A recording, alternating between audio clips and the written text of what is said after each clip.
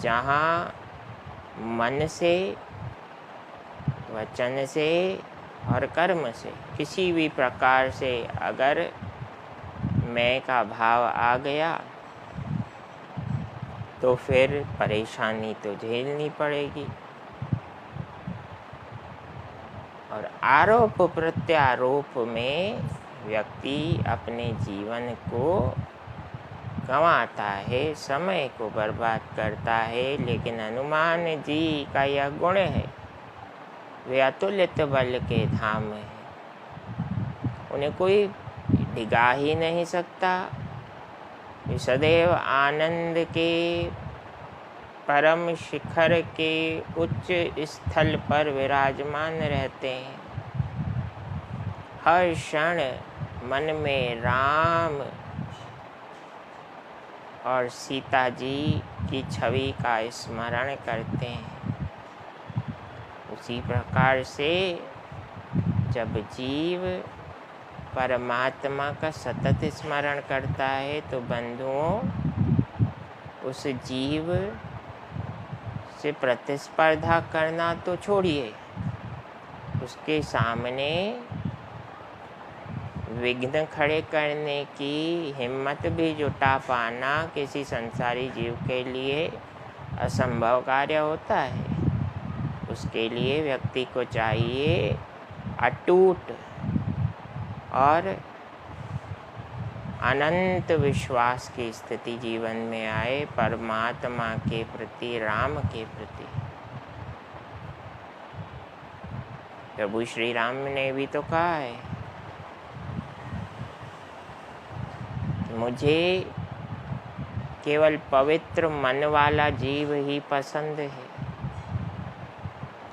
मुझे ऐसा जीव पसंद नहीं है जो स्वयं को भगवत भक्त कहे या स्वयं को उच्च स्थिति में माने, किंतु मन पर नियंत्रण ना हो। तो मन पर नियंत्रण करने के लिए अतुलित बल के धाम हनुमान जी का अवश्य स्मरण करना चाहिए।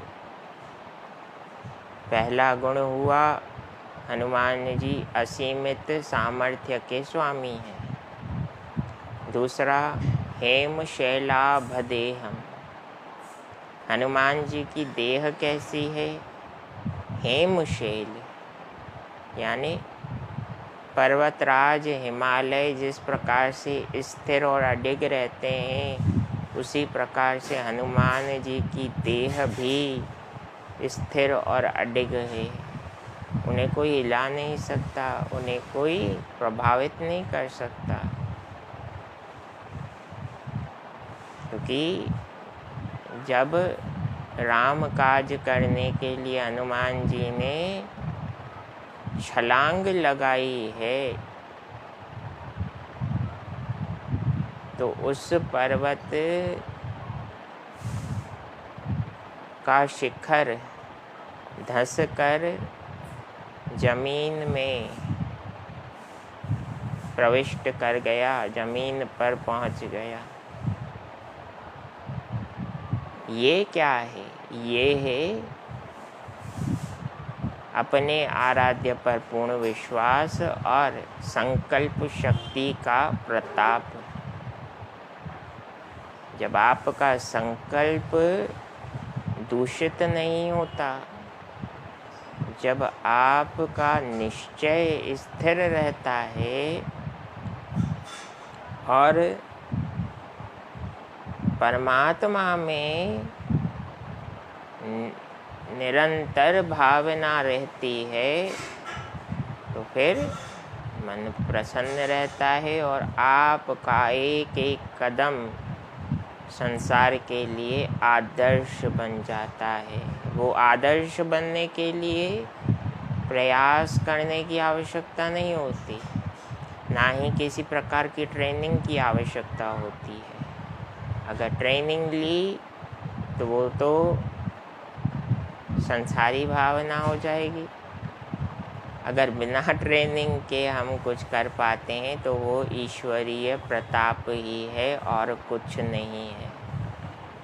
हनुमान जी की देह